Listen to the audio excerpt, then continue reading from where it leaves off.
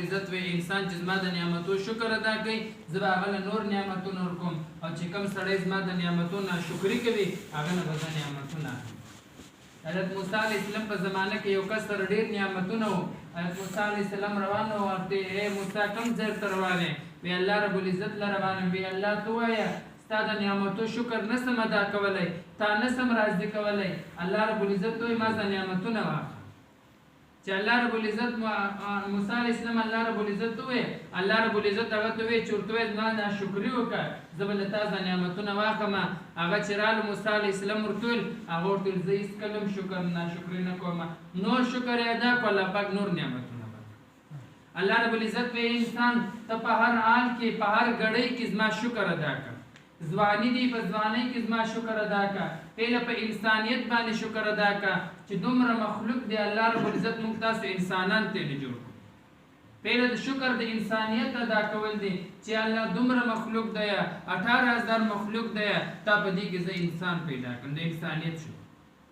بیا الله رب العزت په ځوانۍ کې په انسانیت نه بعد په ځوانۍ باندې شکر ادا کول دی، په صحت باندې شکر ادا کړي، په بیماری کې شکر ادا کړي، په خوشحالۍ کې شکر ادا کړي، په غم کې شکر ادا کړي، په ناسته شکر ادا کړي، په ولاړه باندې شکر ادا کړي، د سترګو د نعمت شکر ادا کړي، د لاسونو د نیولو شکر ادا کړي، د پښو د تللو شکر ادا کړي. چې الله رب العزت کوم انسان شکر ادا کړي الله پاک به ورته نور نعمتونه ورکړي.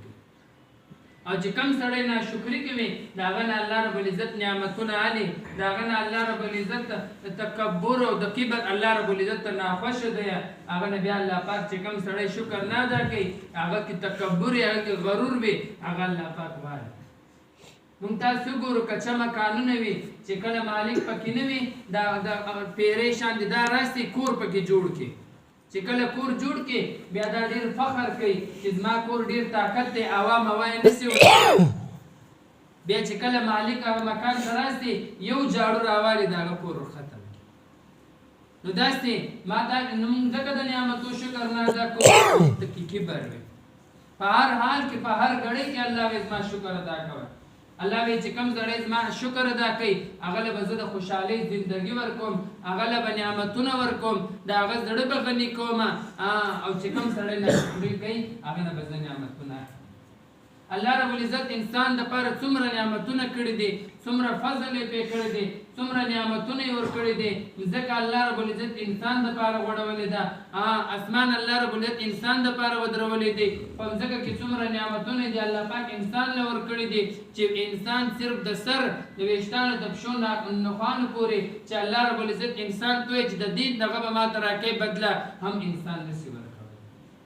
سترګې په کتلو کې د الله محتاج د الله رب العزت نعمت دی، لاسونه د الله نعمت دی، پښې د الله نعمت دی، دماغ سوچ کول د الله نعمت دی. او چې کم یو نعمت د یو انسان نه وي او زما د ټوله دنیا نه وي د ټوله دنیا به زه ورکړم خو نعمت دی خو الله پاک بیا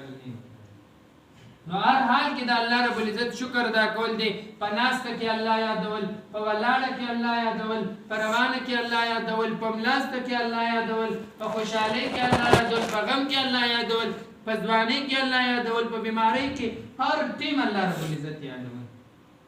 الله رب العزت لمونږ سره دی، الله رب العزت زمونږ ویني. الله رب العزت وی ای انسان ته مځکې تو ګوره تاله به زه په نظر راسم، ته اسمانونو تو ګوره تاله به زه په نظر باندې راسم، ته غرونه تو ګوره تاله به زه په نظر باندې راسم، ته اوریځې تو ګوره تاله به زه په نظر باندې دراسم، ته شپې تو ګوره تاله به زه په نظر دراسم، ته ورځې تو ګوره تاله به زه په نظر باندې دراسم. الله رب العزت خو هغه ذات دی چې رڼا په تیاره باندې بدلوي، تیاره په رڼا باندې بدلوي،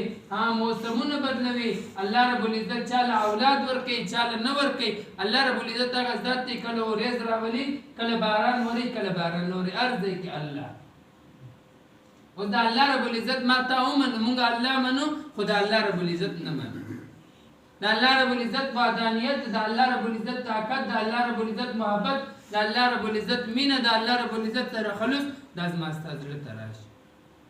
ځکه الله رب العزت وایي ما ټوله دنیا د انسان د فایدې دپاره پیدا کړې ده او چې زړه کم دی دا ما د زما د محبت دپاره پیدا کړې. ټوله دنیا نه به دی نعمتونه دا څومره نعمتونه دي څومره دنیا ده دا به د فایدې دپاره ده چې کم دا زړه دی په دې کې به صرف زما محبت. مونږ تاسو ټول خلک راضي کو یو هغه الله نه راضي کو هغه الله چې په هر ټیم کې زما ستا تابعدار دی الله رب العزت تیار دی هر ټیم سولې ته تیار دی الله وی دومره ګناهونه وکړه چې څومره درید زری دي او ما ته یو پیر توبه وکړه زه به تعالی معاف کړم او دومره ګناهونه وکړه چې څومره د جنګلاتو پاڼې دي یو پیر توبه وکړه زه به تعالی معاف کړم الله وی دومره ګناهونه وکړه څومره د سمندر کې کترې دي او ما ته یو پیر توبه وکړه زه به تا ته معاف کړم نن انسان تیار نه دی الله رب العزت تیار دی داسې وخت به راشي بیا به الله رب العزت تیار نه وي انسان به تیار حیات بهلول رحمت الله علیه تلو بازار طرف ته چا پوښتنه ځینو کې بهلول کوم خوا روانې وی بازار له روانم وی څه کې وی دې مخلوق او د الله جوړه کوم واپسې کې راتلو وی څه وسو وی الله رب العزت تیار او مخلوق تیار نه بیا چې کله قبرستان ته ځي بیا خلک پوښتنه ځین کې بهلول رحمت الله علیه کم ځای دی وی زه د دې قبر والو د الله رب العزت جوړه کومه نو بیا ورته الله رب العزت بیا واپسې کې راځي خلک پوښتنه ځین کوي وی الله تیار نه ول مخلوق تیار نو الله رب العزت تیار دی الله رب العزت خو وختم تابعدار ولو چې څونه کال سوي یا سنم یو واره سمد وی الله رب العزت ورته جار تسوي فرشتي ورته یا الله دې په غلطۍ کې ویلو وی زه تیار یم زه د بنده نو نن ما ته تیار نه نن مونږ ټول خلک راضي کو ټول خلک مو پیژندل هر څه مو پیژندل هر شی مو زړه ته کوز کړو یو د الله محبت مو زړه ته کوز او چې کله د الله محبت زړه ته کوز بیا په دنیا کې خوشحالي وي بیا به چین سکون وي بیا به راحت وي بیا به بیماری نه وي بیا به هر څه اسانه وي او چې کله د الله هغه محبت زړه ته نو کوز شوي بیا به خفګانونه وي پریشانی به وي هیڅ څه به نه ملاویږي چې کله الله راضي شي چې کوم سړی د الله شو الله به د هغه شي او چې کوم سړی الله نه وګټلو هغه هیڅوک هم ونه ګټلو چې چا الله وګټلو هغه ټول خلک وګټل چې الله دې راضي کړو د الله سره دې جوړه وکړه الله رب العزت په دنیا کې څومره نعمتونه دا وستا په پښو کې